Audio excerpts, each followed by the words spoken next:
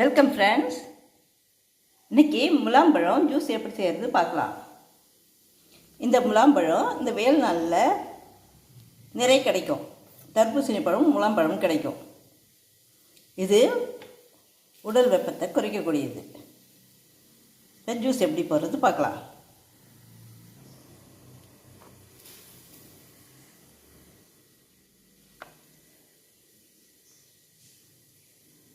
நல்லா பழுத்த முலாம்பழம் இது மாதிரி தான் இருக்கும்.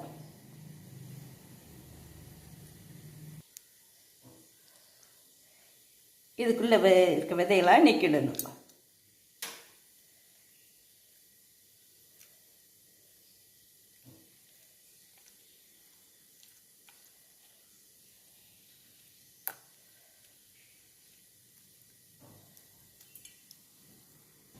இது மாதிரி கட் பண்ணி எடுத்துட்டு இந்த மேல் பகுதியில் இருக்கிற இந்த தோலை நீக்கிடணும்.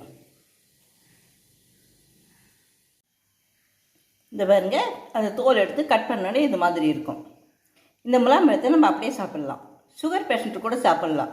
இந்த இனிப்பு சுகரை இன்க்ரீஸ் பண்ணாது. இதில் இருக்கிற இனிப்பு இதை மிக்சரை போட்டு அரைச்சிக்கலாம். இதில் ஒரு 1/2 கிளாஸ் பால் சேர்த்துக்கலாம். ஐஸ் க்யூபும் சேர்த்துக்கலாம்.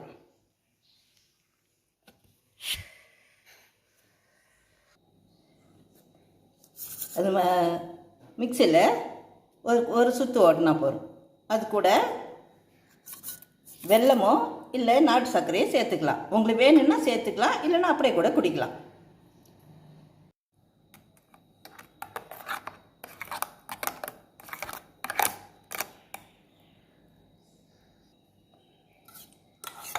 கிளாஸில் ஊற வச்ச சப்ஜா விதை 1 ஸ்பூன் போட்டு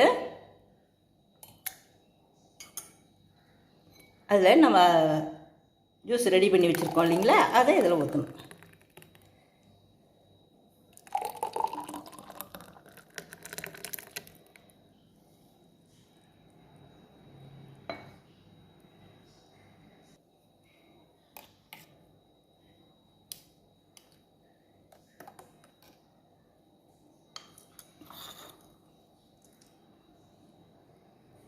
நீங்களும் இது மாதிரி கிர்ணிப்பழம் ஜூஸ் செய்து சாப்பிட்டு பாருங்கள். உங்களுக்கு நாட்டு சர்க்கரை வேணும்னா சேர்த்துங்க, இல்லைன்னா அப்படியே குடிக்கலாம். அப்படியே குடித்தாவே டேஸ்ட்டாக தான் இருக்கும். சப்ஜா விதை இருந்தால் போடுங்க, இல்லைன்னா அப்படியே குடிக்கலாம்.